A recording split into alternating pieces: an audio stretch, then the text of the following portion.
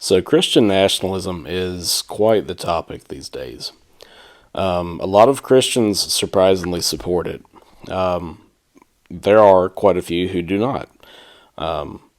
The question we're trying to get to today, the question we're trying to find the answer to is, what does the Bible say?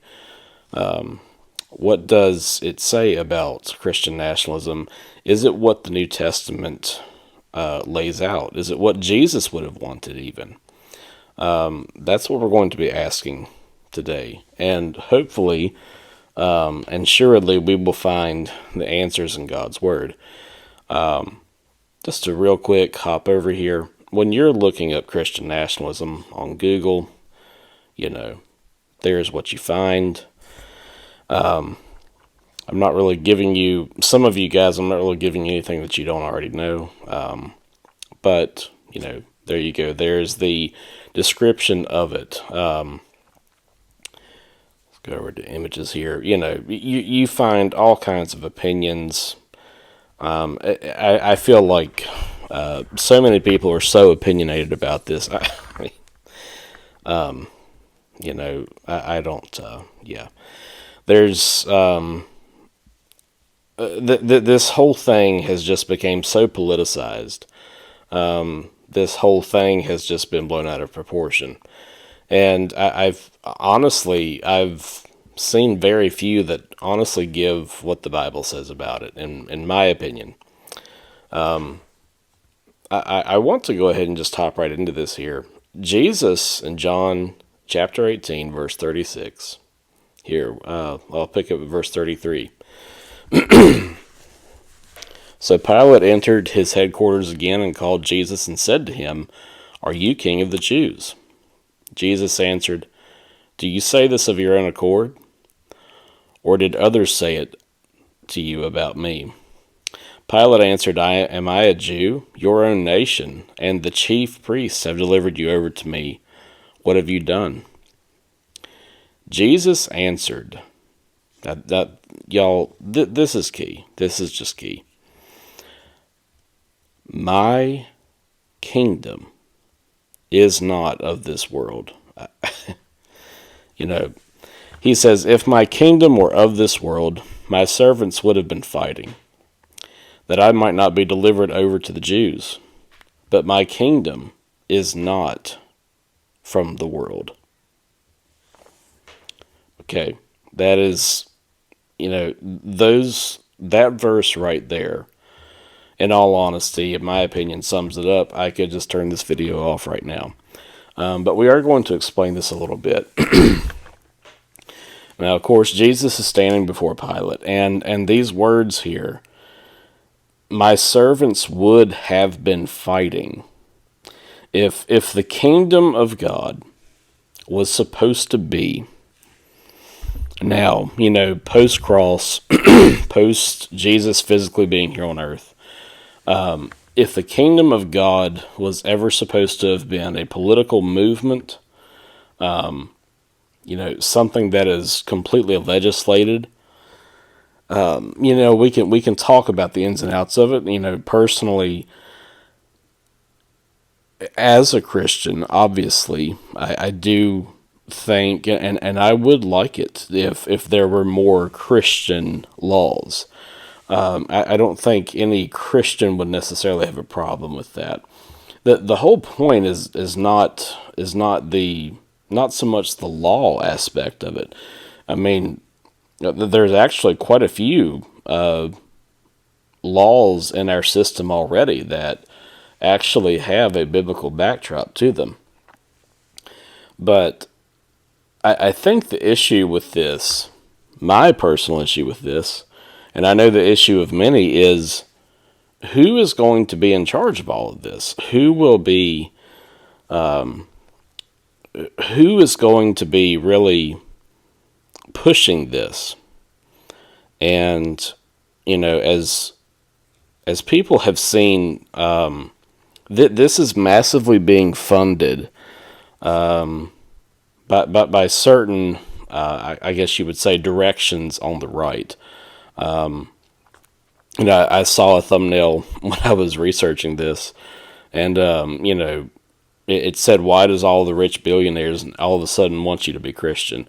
Maybe you've seen the video, but it's a very good question. Hopping here into Acts chapter 5, verse 38. Here we go. So the setting here is the apostles have been preaching Christ, and Pharisees are basically trying to shut them down. I'm just going to pick up right here at verse 34. But a Pharisee in the council named Gamaliel, a teacher of the law held in honor by all the people, stood up and gave orders to put the men outside for a little while. The men, and he's in reference here as the apostles. And he said to them, "Men of Israel, take care what you are about to do to these men. For before these days, Theudas rose up, claiming to be somebody, and a number of men, about 400, joined him. He was killed, and all who followed him were dispersed and came to nothing. After him, Judas the Galilean rose up in the days of the census and drew away some of the people after him. He too perished, and all who followed him were scattered. So in the present case, I tell you, keep away from these men and let them alone. For if this plan or this undertaking is of man, it will fail." Now these two verses are just so crucial. Let's read this again, verse 38. "So in the present case, I tell you, keep away from these men and let them alone. For if this plan or this undertaking is of man, it will fail." It's going to be key here in a minute. I'm going to show you a couple graphs, pictures here in just a minute. Verse 39, "But if it is of God, you will not be able to overthrow them. You might even be found opposing God," he says. Now, obviously, Christian history, not even just Christian history, just history of the world since then, clearly the Christianity was of God, and maybe you're not a Christian. This video isn't necessarily pointing toward that. The point that I'm trying to make is that Christianity, as it was set out, was of God. But was it supposed to be politicized? Was it supposed to be legislated? Was it supposed to be forced institutionally on cultures? I want to hop over here to what Jesus says. Matthew 28. Of course, as you can see, reading out of the ESV, very good translation. Let's go on down here. Now, what does Jesus say? All authority, verse 18. "And Jesus came and said to them, All authority in heaven and on earth has been given to me. Go therefore and make disciples of all nations, baptizing them in the name of the Father, and the Son, and the Holy Spirit, teaching them to observe all that I have commanded you. And behold, I am with you always to the end of the age." So, okay, what does he say here? He does not say to go therefore and subdue all nations, have all nations bow to me. And now, granted, there are passages that seem like they support Christian nationalism. The Bible, and especially in the Messianic passages in the Old Testament, it talks about, the nations, bowing before the Son, Jesus being seated, and the earth being his footstool, all of that, yes. But if you think about it, that's listed right here. Go therefore and make disciples of all nations. But when you make disciples of all nations, you are disciplining whoever you are teaching and making them a disciple of Christ. Disciple, discipline. You're teaching people. You're forming disciples, and out of the teaching comes changed people. Changed people becoming washed in the blood of the Lamb, being filled with the Holy Spirit. The more you fill a culture up with changed people and disciples, that culture and that nation will become Christianized. This is really sort of a early Christianity spread through the Roman Empire. It was a way of, in a good way, in a righteous way of infiltrating the sinful world that the world was. That Satan had dominion over, and this is an invasion of Satan's territory. And what ends up happening? How on earth could a movement that, yes, maybe there was some synagogues that had become Christian, over time, maybe they had some larger spaces, but you can't go through the New Testament and not notice that this was a movement of house churches. House churches. How on earth could house churches, smaller localized groups, local churches, mind you, that this was not something that could be subverted. You had local churches. They multiplied quickly. A lot of people are into house churches now. Micro churches. I like to use the term micro church. When you have a micro church model, you multiply quickly, you spread quickly. It's very difficult to subvert it.